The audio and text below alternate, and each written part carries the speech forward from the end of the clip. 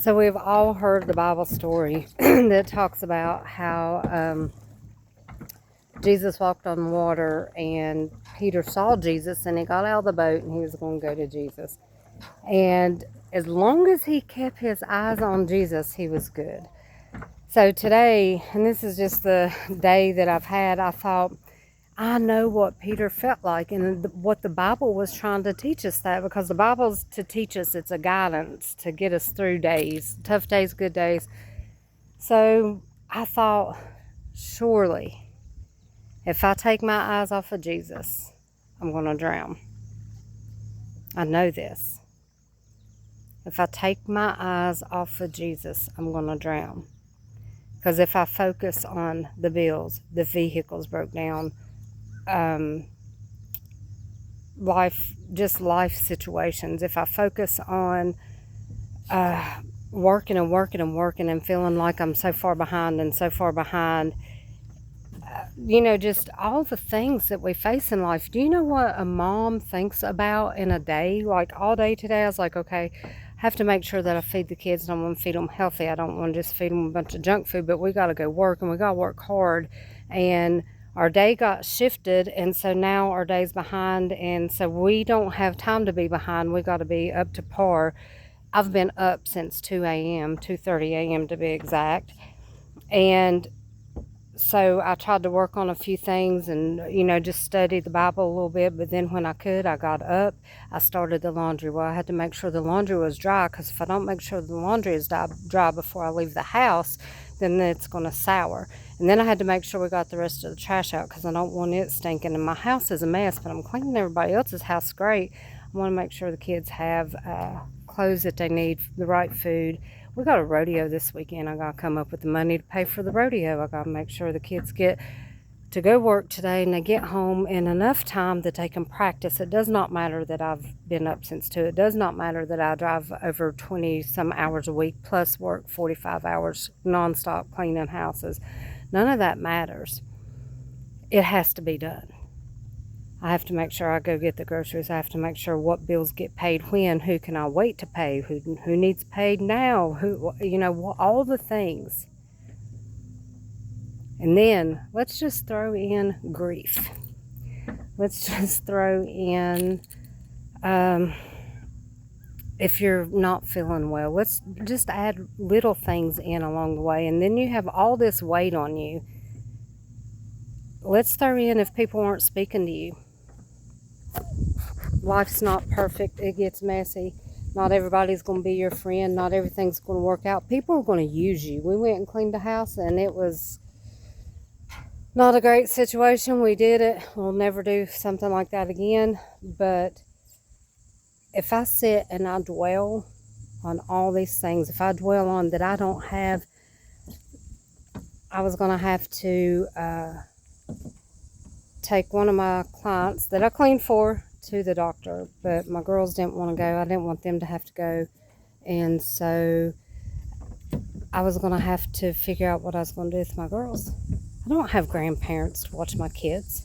My family lives in West Virginia. I don't have people close by that I could just say, hey, I just need somebody a couple of hours. I just don't want to leave the girls home by themselves. That's a weight that I carry as a mama. I can't just leave them. There's so much that a person carries that we don't see. We don't see everything that another person carries. Oh, gosh, I have a great message. Thank you, Lord. Thank you, Lord. So I have this, I call it patches. It's actually a clown costume. Or we used to do clown ministry. And so on it is all these things that represent who I am. And that thing is heavy. It's hot. It's heavy. It's a lot to carry around. You don't know. We all don't wear stuff that's out on the outside. You don't know everything that everybody's carrying.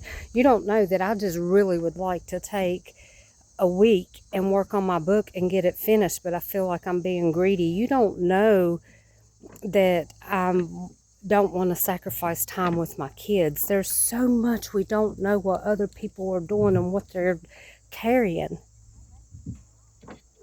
But I can tell you this, and I'm going to be real.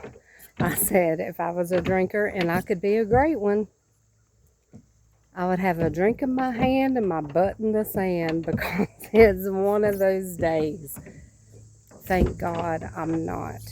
Thank God I'm not. Thank God I'm not.